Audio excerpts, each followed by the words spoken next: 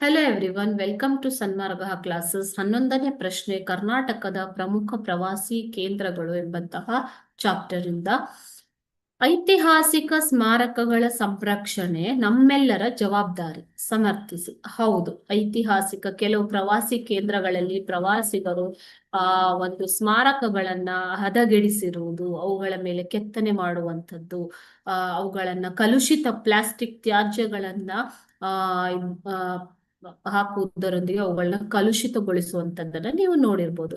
ಆದರೆ ಇವೆಲ್ಲವುಗಳನ್ನ ಮಾಡಬಾರ್ದು ಅಲ್ವಾ ಮಕ್ಕಳೇ? ಸೊ ಐತಿಹಾಸಿಕ ಸ್ಮಾರಕಗಳ ಸಂರಕ್ಷಣೆ ಮಾಡುವುದು ನಮ್ಮೆಲ್ಲರ ಜವಾಬ್ದಾರಿಯಾಗಿದೆ. ಓಕೆ, ಯಾಕೆ ಅಂತಂದ್ರೆ ಭವಿಷ್ಯದ ಪೀಳಿಗೆಗಾಗಿ ಅವುಗಳನ್ನ ಸಂರಕ್ಷಿಸಿ ಇಡಬೇಕು.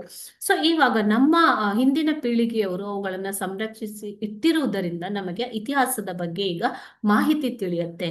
ನಾವು ಕೂಡ ಪ್ರವಾಸಿ ತಾಣಗಳನ್ನ ನೋಡ್ಬೋದು, ಸ್ಮಾರಕಗಳನ್ನ ನೋಡ್ಬೋದು ಅಲ್ವಾ? ಸೊ ಇದೇ ರೀತಿ ನಮ್ಮ ಮುಂದಿನ ಪೀಳಿಗೆಯವರಿಗೂ ಕೂಡ ಅದು ಲಭ್ಯವಿರಬೇಕು ಅನ್ನುವ ಆಶೆ. ಹಿಂದಿನ ಇತಿಹಾಸವನ್ನ ಅವರಿಗೆ ಪರಿಚಯಿಸುವಂತದ್ದು. ಕೆಲವು ಸ್ಮಾರಕಗಳು ನಮ್ಮ ಭವ್ಯ ಸಂಸ್ಕೃತಿಯನ್ನ ತೋರಿಸುತ್ತವೆ. ಓಕೆನಾ? ಸೊ ಈ ಸಂಸ್ಕೃತಿಯನ್ನ ಉಳಿಸಿ ಬೆಳೆಸಲು ಈ ಸ್ಮಾರಕಗಳು ಅತಿ ಅವಶ್ಯಕವಾಗಿದೆ. ನಾಡು ನುಡಿ ನಾಗರಿಕತೆಯನ್ನ ಅರಿಯಲು, ಈಗ ನೀವು ಫಾರ್ ಎಕ್ಸಾಂಪಲ್ ಹಂಪಿಗೆ ಹೋದ್ರೆ ಅಲ್ಲಿನ ನಾಡು ನುಡಿ ಭವ್ಯತೆಯನ್ನ ನೀವು ನೋಡಿ ಆನಂದಿಸಬಹುದು.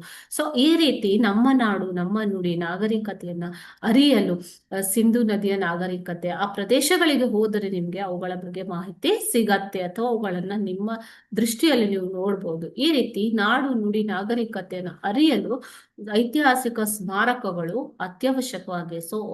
ಸೊ ಅವುಗಳ ಸಂರಕ್ಷಣೆ ನಮ್ಮೆಲ್ಲರ ಜವಾಬ್ದಾರಿ.